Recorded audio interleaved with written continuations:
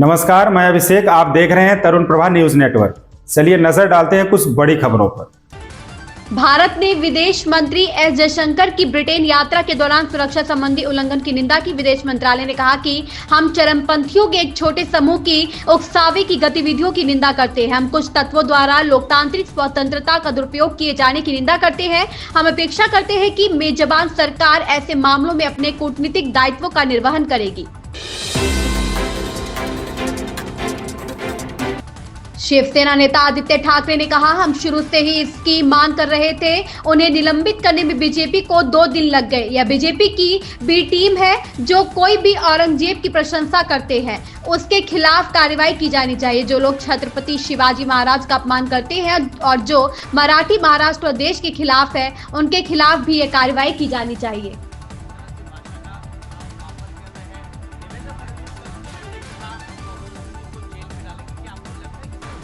बिल्कुल, जैसे अबू आजमी की मांग हम 2 दिनों से कर रहे थे, भाजपा ने 2 दिन लगा उनको सस्पेंड करने में। और क्योंकि यही भाजपा की बी टीम है और ये सत्य है, वैसे ही अगर जैसे अबू आजमी पे कार्रवाई होनी चाहिए और हम ये तो मांग करें जेल में डालिए, नो प्रॉब्लम, डालना ही चाहिए।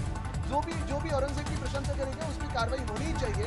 वैसे ही सजा जो छत्रपति शिवराय का अपमान करेगा और जो महाराष्ट्र का अपमान करेगा, जो मुंबई विरोधी होगा, जो मराठी विरोधी होगा, जो देश विरोधी होगा, उस पर भी होनी चाहिए। तो क्या सुरेश जोशी पे कार्रवाई होगी? क्या कोरटकर पे कार्रवाई होगी? क्या सोलापुरकर पे कार्रवाई होगी? एक सोलापुरकर को बचाने के लिए, एक कोरटकर को बचाने के लिए अबू आजमी को उन्होंने एक्टिवेट कर दिया।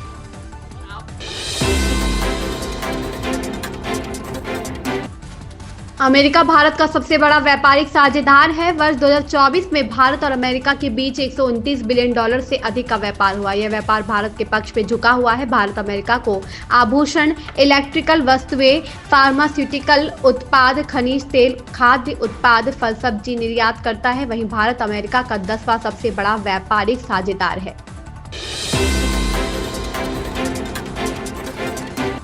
दिल्ली प्रदेश के सभी बड़े नेता एक बार फिर दिल्ली प्रदेश कांग्रेस कार्यालय पर जुटे और हार के कारणों पर मंथन किया। इसमें पार्टी की रणनीतिक चूक के साथ साथ मतदाताओं की प्राथमिकताओं पर भी चर्चा की गई। दिल्ली प्रदेश कांग्रेस अध्यक्ष देवेंद्र यादव के साथ अन्य वरिष्ठ नेताओं की इस बैठक में नेताओं ने माना कि जनता कांग्रेस को एक बार फिर अवसर देने के मूड में थी, लेकिन पार्टी की रणनीतिक चूक के कारण उसे जनता का यह साथ नहीं मिल पाया।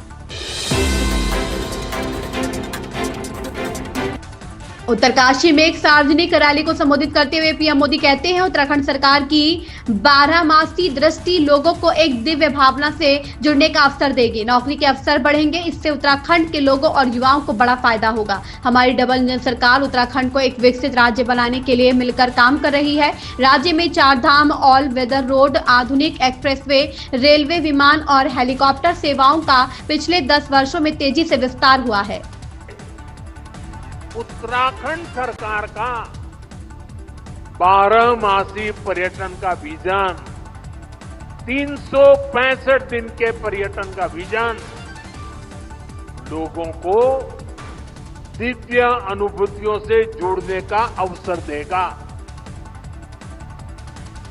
इससे यहां साल भर उपलब्ध रहने वाले रोजगार के अवसर विकसित होंगे।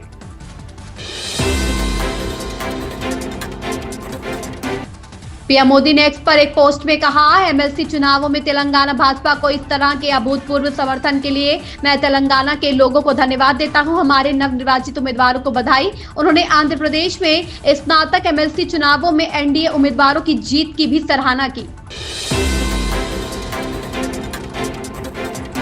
महाराष्ट्र की राजनीति में एक बार फिर कयासों का दौर शुरू हो चुका है। वजह है अजीत पवार के नेतृत्व वाली राष्ट्रवादी कांग्रेस पार्टी के विधायक धनंजय मुंडे का मंत्री पद से इस्तीफा। राज्य की महायुति सरकार के मंत्रियों और खुद मुख्यमंत्री देवेंद्र फडणवीस का कहना है कि धनंजय ने नैतिक आधार पर इस्तीफा दिया है।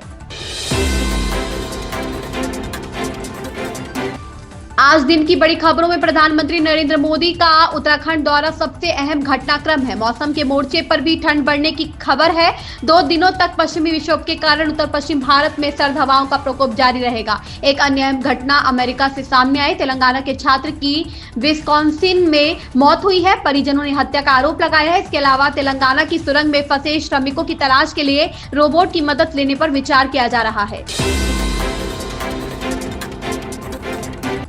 विदेश मंत्री डॉक्टर एस जयशंकर ने लंदन में आयोजित एक कार्यक्रम में अमेरिका की नई विदेश नीति को लेकर जवाब दिया। उनसे पूछा गया कि ट्रंप के कार्यकाल में पहले 41 दिनों के बारे में आप क्या सोचते हैं? क्या यह भारत के लिए अच्छा है? क्या यह दुनिया के लिए अच्छा है? इन सवालों पर विदेश मंत्री जयशंकर ने कहा, मुझे पूरी ईमानदारी से कहना चाहिए कि यह आश्चर्यजनक नहीं है। अगर आप वास्तव में इस पर नजर रखें और मान लें कि अधिकांश समय राजनेताओं को वह सब नहीं मिलता तो जो वह चाहते हैं।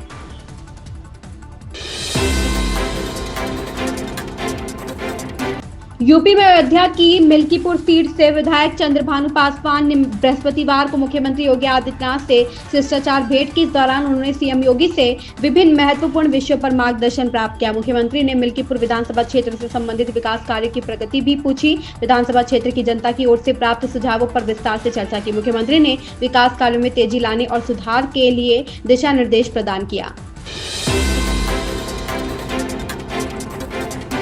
मुख्यमंत्री योगी आदित्यनाथ ने वित्तीय वर्ष 2025 से 26 के बजट पर चर्चा के दौरान कई महत्वाकांक्षी योजनाओं की घोषणा की। करीब 10 ऐसी योजनाएं महापुरुषों को समर्पित करते हुए सीएम ने कहा कि यह पहल उत्तर प्रदेश को आत्मनिर्भर और समृद्ध समाज की दिशा में नई ऊंचाई देगी। इन योजनाओं से कृषि, उद्योग, शिक्षा और सामाजिक कल्याण के क्षेत्र में विकास होगा। साथ ही रोजगार सृजन, महिला सशक्तिकरण और बौद्धिक विकास को बढ़ावा मिलेगा।